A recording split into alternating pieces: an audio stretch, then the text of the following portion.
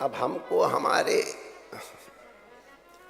महापुरुषों ने ढकेल करके, विश्वास करो, ढकेल करके काशी भेजा था, जा कुछ पढ़ लिख ले जा करके। वैसे हम कुछ पढ़ लिख तो नहीं पाए, वहां मौज ही मारते रहे, आदत बिगड़ी हुई है मौज मारने, ब्रजवासी। लेकिन फिर भी कुछ दिन वहां पड़े रहे तो अखाड़े में वो जो छोटा पहलवान होता उसको अखाड़ा गोड़ने पे लगा देते हैं, चल अखाड़ा गोड़। अब वो तो पता नहीं किसी को मालूम है कि नहीं, हमने गोड़ा इसलिए मालूम है। हमारे अखाड़े के गोड़ने वाले साथी और हमारे संग कुश्ती लड़ने वाले की सभा में मौजूद हैं। अखाड़ा, तो अखाड़े में जो अखाड़ा गोड़ता है वो भी पहलवान हो जाता है। तो इसी तरह इतने दिन काशी में पढ़े रहे तो दो चार शब्द कान में सुन गए, बाकी हमको अरे काशी की विद्या तो काशी की है, बैठे यहाँ काशी की विद्वान। और उन्होंने ढकेल करके हमको लगा दिया, तुमने परंपरा से, प्राचीन परंपरा से तो दर्शन पढ़ लिए हैं, अब तुम जरा पाश्चात्य लोग तुमको किस तरह से देखते हैं वो भी पढ़ो। हमने कहा पढ़ नहीं, तो आप विश्वास करोगे, इस खड़म भड़म पोशाक में हमको मॉडर्न यूनिवर्सिटी में भी जा करके बेंच के ऊपर बैठ करके पढ़ने का अवसर मिला, बाध्य किया गया। एक भगवान गुरु महाराज की कृपा हमारे पर अवश्य है, संत अगर कोई बात कह देते तो हम उसको टालते नहीं है, और उसका ये फल हो गया कि चित्त में जो समाधान है संतों की कृपा से, गुरु कृपा से, वो भगवान करे सबको मिले। समाधान अवश्य, विद्वान तो हम नहीं, हम सीधे सीधे कह रहे, झूठ क्यों बोले,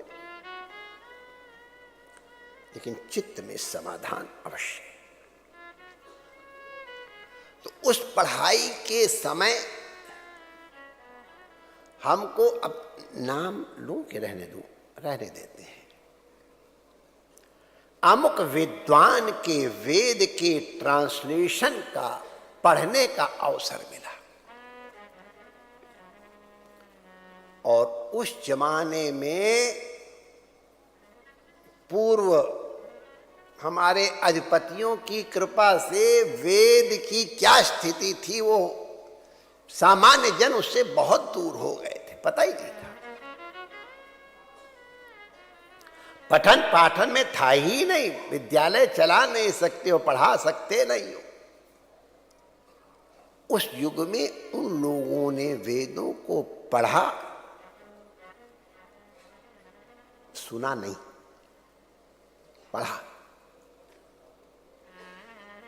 और जिस तरह का व्याकरण का ज्ञान था उसके अनुरूप उन्होंने अर्थ लगा दिया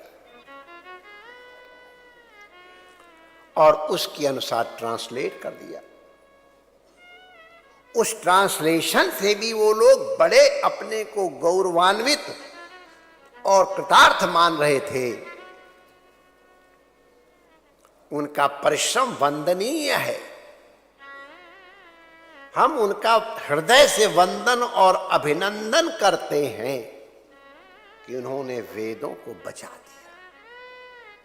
दुनिया में वेदों की महिमा का लोगों को भान हो गया, उपनिषदों की महिमा का लोगों को भान हो गया।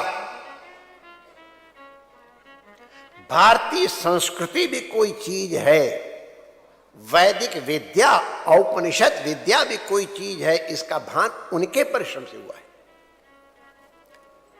लेकिन अब हमने क्योंकि इस संप्रदाय से पढ़ा है तो हमको मालूम है वहां बहुत जगह विसंगतियां हैं।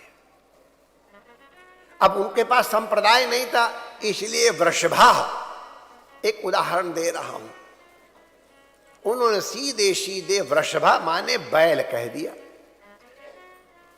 तत्र गावा भूरि श्रृंगाः। अब इनके अनुवाद उनके द्वारा जो किए गए हैं वो वेद की आत्मा नहीं है। हमारे यहां वृषभ परमात्मा जो सब देता है। मैं इसलिए कह रहा हूं कि जब तक संप्रदाय पुरस्सर अध्ययन न किया जाए तब तक ग्रंथ के अर्थ का बल्कि यथार्थ का बोध नहीं होता है। इसलिए ग्रंथ पढ़ने की वस्तु नहीं है, ग्रंथ श्रवण करने की वस्तु है।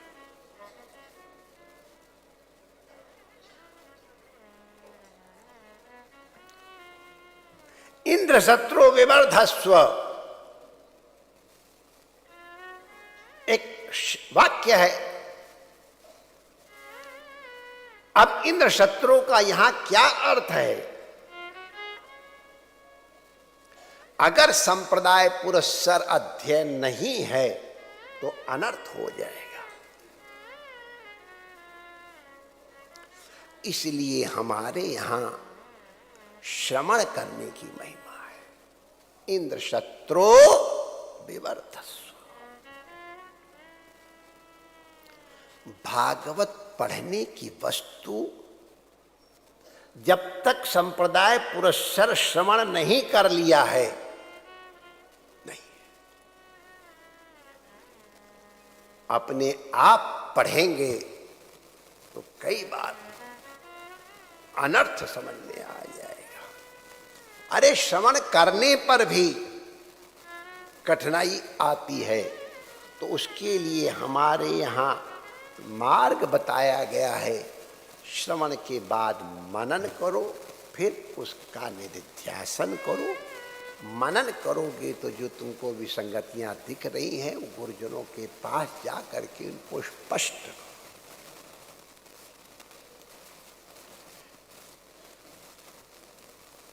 इसको हमारे यहाँ कथा कहते हैं।